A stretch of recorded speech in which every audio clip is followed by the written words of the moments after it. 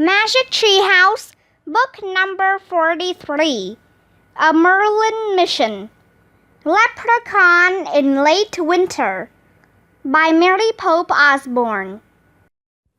Chapter 9, Skunks or Weasels. Augusta, whispered Jack. She's tiny. They must have shrunk her, whispered Annie. Hide, whispered Jack. He crawled away from the door. Annie crawled after him. They pressed their backs against the grassy mound. Why are we hiding? Asked Annie. We can't let them see us, said Jack. They might shrink us too. But how are we going to save Augusta? Asked Annie. I don't know, said Jack. Hey, I just remembered something, said Annie. Didn't Mary say the girl in her story would have become small if she'd gone inside the hollow hill? Yeah, she did, said Jack. So maybe that means you can only get shrunk if you go inside. Right, said Annie. So let's go back to the doorway and call from outside. We'll be simple, direct, honest, and very polite. Like Willie said, we'll tell the king and queen we've come to take our friend back to her family. But wait a minute, said Jack. How can she go back to normal life with her family if she's only 8 inches tall? Good point, said Annie. This is so weird, said Jack. Let's worry about her size later, said Annie. For now, we just have to help her escape. Right, said Jack. Let's try it. Jack and Annie crawled back to the entrance of the hollow hill and peeked inside. In the pale green light, a very small Augusta stood watching the dancers. Excuse us, please, Annie called. The drumming stopped. The dancers froze. All eyes turned to Jack and Annie. The High King and High Queen looked startled. Who are you? The king called. How did you find us? That's not important, said Annie. We are very sorry to bother you, but we've come to get our very dear friend Augusta. We have to take her home to her very loving family. Please, thank you, added Jack, trying to sound polite. Before the king or queen could speak, Augusta rushed forward. No, I don't want to go home, she screamed in a high little voice. I don't want to leave the she.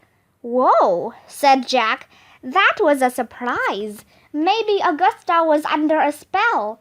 Leave here at once, the High King commanded Jack and Annie in a squeaky voice. You were not invited. You have no business here. Yes, we are leaving right away, but Augusta has to come with us, Annie called. Thank you. She's right, said Jack. Augusta has to come with us, please. Thank you. No, I want to stay here, said Augusta. I'm not good for anything at home. Mary was right. I'm not happy there. Jack was amazed. Augusta wasn't under a spell. She really wanted to stay with the she. The girl will stay with us, the High King shouted. Go now, now. No way, Jack blurted out. We won't leave without Augusta. The crowd gasped. What? Roared the High King. Sorry, said Jack. I meant you will pay for this rudeness, the king yelled. Before Jack and Annie could get away, the king thrust out his arm. Sparks flew from the tips of his tiny fingers. Suddenly, Jack and Annie couldn't move their arms or legs. The king kept pointing at them. Skunks, he shouted at the crowd, or weasels. Neither, please, thank you, shouted Jack. He was glad he could still talk. But the crowd began chanting in strange, high voices. Skunks! Skunks! Skunks! The king nodded and raised both arms into the air. Jack was desperate. He didn't want to live the rest of his life as a skunk. Wait, please, Jack shouted. I'm sorry I was rude. Before you change us, I really need to tell Augusta some things. Thank you. The king looked at Jack for a long moment. Then he lowered his arms, and the crowd grew silent. Thank you, said Jack. Augusta, listen to me. You should go back home. You're good for lots of things back there. You're very kind. And Mary said, you have a brave heart and a fine mind. Those are really good things to have. Tears rolled down Augusta's cheeks. She shook her head. Listen to me, please, Jack went on. Mary says you're not happy, but some things do make you happy, Augusta. You said you feel close to nature. You said you love simple folk like Mary. And I know you love stories, too. Mary said you remember every story she told you. You used to tell them yourself word for word. You have a great memory. He's right, Augusta, yelled Annie. Those are your gifts. You need to give your gifts to the world. Augusta was still for a moment. Then she shook her head. I want to stay, she said. You have had your say, the High King shouted at Jack and Annie. Now prepare to become skunks. He raised his arms again. Oh, no, thought Jack. Wait, Finvarra, said the High Queen. The High Queen stepped closer to Augusta. The queen wore a silver cloak that glittered with diamonds. She had jewels in her long red hair that shone like stars. Her high, clear voice rang like a bell. I am Queen Anya of the She said. The boy said you love stories, and that you remember every story you hear. Is this true? Augusta nodded. Then listen to our story, said Queen Anya. All the She were very still, watching Augusta and their queen. In the morning of time, out of a rosy sky and a windy light, we came, said Queen Anya. We were tribes of a supernatural people called the Tuatha De Danann. Strong, fearless, and noble we were.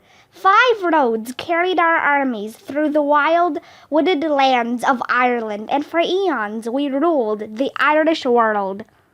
But when the humans came, the wild woods gave way to villages and pastures.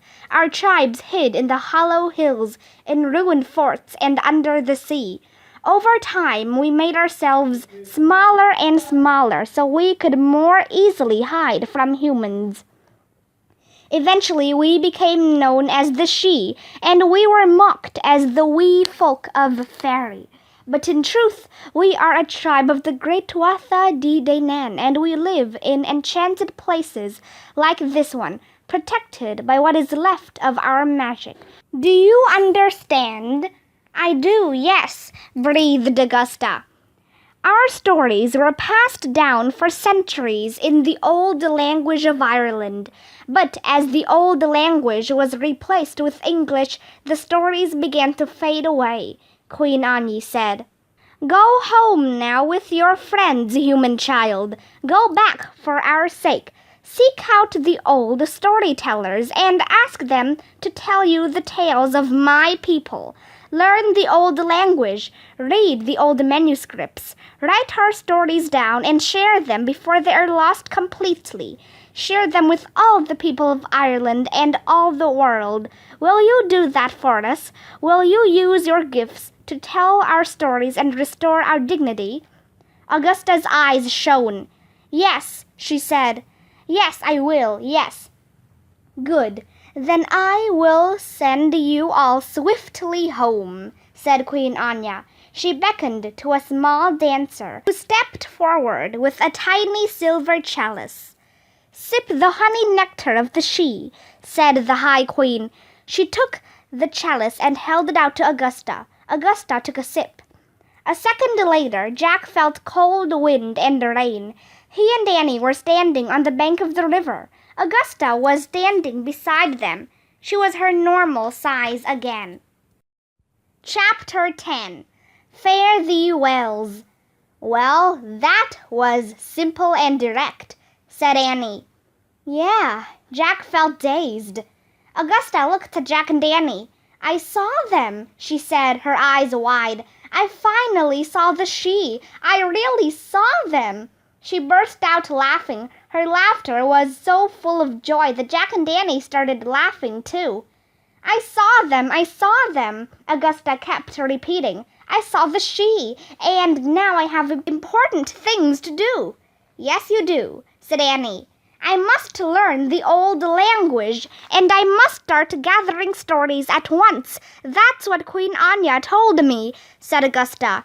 I can't wait to visit the old storytellers. There's Mary Sheridan and Biddy Early, too.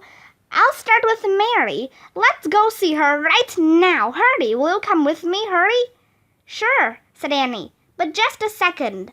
She turned to Jack. What about Willie? Who's Willie? Asked Augusta. A friend of ours, said Jack, looking around. He said he'd wait for us, but where was he going to wait? Willie! Willie! Called Annie. I guess he's still somewhere on the other side of the river, said Jack. That's too bad, said Annie. Yeah, said Jack. Come, let us go see Mary now, said Augusta, grabbing Annie's hand and pulling her along. Jack looked around for Willie one last time. He was sad about not seeing the Leprechaun again, but he was a little relieved, too. He knew they couldn't keep their part of the deal, teaching Willie how to play the magic whistle. Come on, Jack, cried Augusta. Jack followed the two girls through the wet meadow, over the stone wall, down the dirt lane, and across the muddy field to Mary Sheridan's cottage. Mary, Mary, Augusta called. She dashed ahead of Jack and Danny. She didn't even stop to knock. She threw open the door to the cottage. Oh, she said, freezing in her tracks. Jack and Danny caught up with Augusta and looked inside. Mary was sitting in front of her fire. Next to her was a small man wearing a green jacket and a three-cornered red cap with a white feather. Willie, cried Annie. Annie and Jack hurried past Augusta into the cottage. You're here, said Jack. Of course, I said I'd wait for you, said the Leprechaun. I see you found your dear friend and brought her home. Good work. Augusta stood in the doorway, gaping at Willie. Who are you? She asked.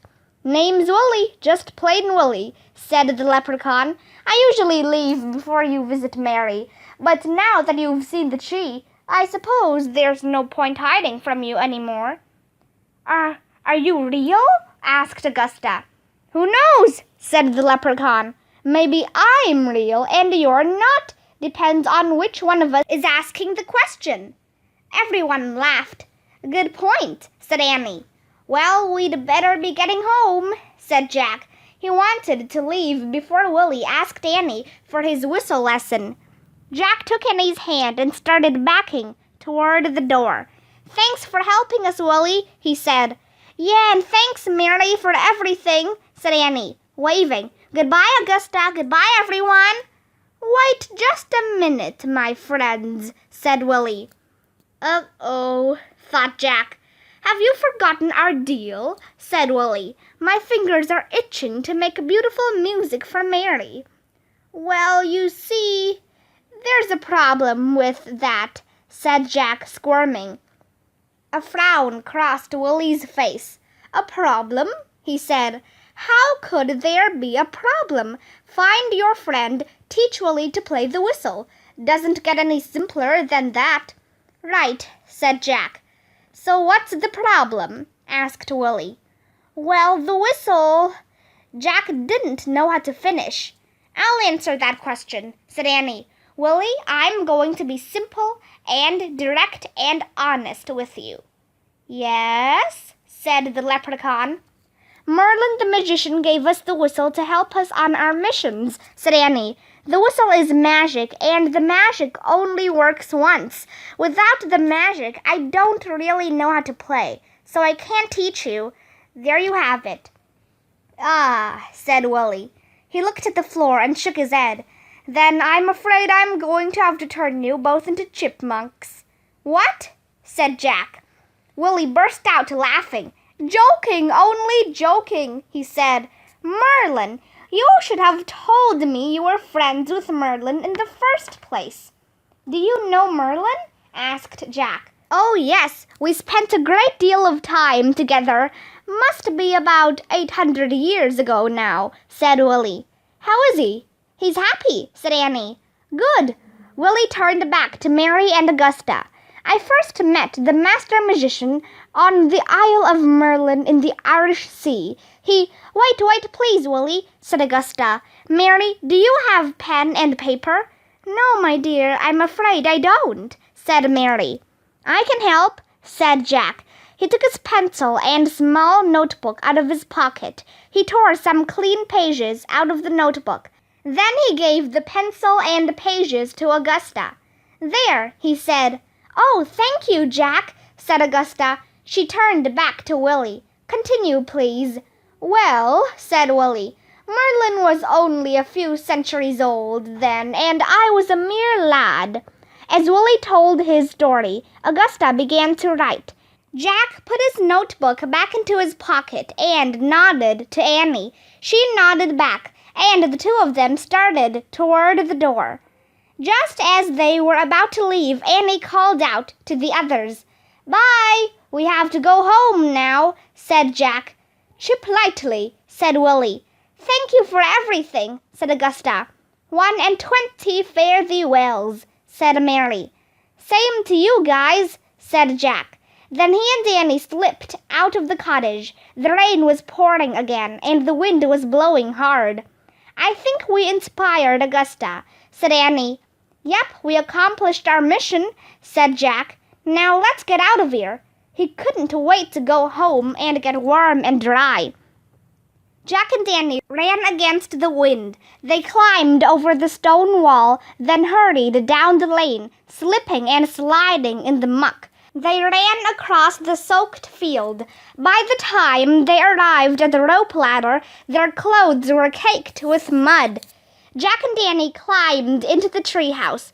Annie found the Pennsylvania book in the corner. As rain blew through the window, she pointed to a picture of the Frog Creek woods. "I wish we could go there," she said. The wind blew harder. The treehouse started to spin. It spun faster and faster. Then everything was still. Absolutely still. Chapter 11. Lady Gregory. "Ah, sunshine," said Jack. He closed his eyes and felt the sunshine streaming through the treehouse window. "And clean, dry clothes," murmured Annie. She placed the Pennsylvania book back in the corner. Jack took the magic whistle out of his pocket and placed it next to the book. "There, let's go home now," he said. "I want to look on the internet for information about Augusta." He started down the rope ladder. "Great idea," said Annie, following Jack. "We can find out what happened to her." Jack and Annie ran through the chilly Frog Creek woods. They crossed the street and hurried up the sparkling sidewalk to their yard. They tramped over old snow up to their porch. Annie opened the front door and led the way inside. "Hi," Jack called. "We're back." "Hi," their mom called from the kitchen. "Did you have a nice break?" "Yes, we did," said Annie. "Good. Get back to your homework now," said their mom, "so you can finish in time to go to the theater." "Okay," called Annie. She went to the computer desk and sat down. "What should I type?" she asked Jack. Jack pulled up a chair and sat beside her. "Well, we don't know her last name," she said, "so try Galway, Augusta, and Irish stories." Annie typed these words on the keyboard, then hit enter. There were lots of choices for different websites. Annie clicked on the first one. On the screen was a black and white photograph of a woman. The caption under it said, "Lady Augusta Gregory." "Look, it's her," said Annie. The woman on the screen was middle-aged, but she still looked like Augusta. Her hair was parted neatly down the middle. Jack read aloud from the screen. Lady Augusta Gregory was born into a wealthy family in Galway, Ireland in 1852. She wrote over 40 plays and many poems and essays. She was a co-founder of the Abbey Theatre, the National Theatre of England. Lady Gregory also learned the old language of Ireland and became well known for collecting Irish stories and legends and sharing them with the world. "Wow," said Annie. "Augusta did have a brave heart and a fine mind, and she must have liked our play, since she wrote 40 of her own and started her own theater." "Yeah," said Jack. "She really turned out great." This reminded him of a question he'd asked himself earlier. "I wonder what I'm good for. I didn't know how to do anything on that Irish farm." "Me neither," said Annie. "But hardly any kids today know how to do that kind of stuff." "So what would we do if all our machines and computers broke down?" said Jack. "We'd have to figure out how to grow potatoes and make our own clothes and milk cows," said Annie. "I'd probably read some kind of instructions first, then give it a try," said Jack. "I'd probably give it a try first," said Annie, "then read the instructions." Jack laughed. "I know some stuff we're good for," said Annie. "What?" said Jack. "First, we're good for helping each other," said Annie. "Yeah, but," said Jack. "No, really, we help each other all the time," said Annie. "That's true," said Jack. "And we're good for helping Augusta," said Annie, "and helping Louis Armstrong, Mozart, and Leonardo da Vinci. We put the smile on Mona Lisa's face, remember?" Jack nodded. "Yep," he said. "And we're good for saving an orphan penguin, a huge octopus, and the cities of Tokyo, Venus, and New York," said Annie. "We're good for rescuing a baby gorilla from a leopard and school kids from a twister. We're good for helping Shakespeare, Clara Barton, and George Washington. We're good for rescuing 2 kids from a tsunami, a Lakota boy from a buffalo stampede, and a baby kangaroo and a koala from a forest fire. We're good for—" "Wait, stop," said Jack. "Stop." "But that's not even half of it," said Annie. "I know," said Jack. "But that's plenty. I'm inspired. I'm ready to write that story for homework. I'll use my own experience. I have a little more than I thought." "Cool," said Annie. She went back to reading about Lady Gregory on the computer. Jack grabbed a pencil and pulled out his notebook. He moved to the couch and sat down. As late winter light slanted into the living room, he began to write.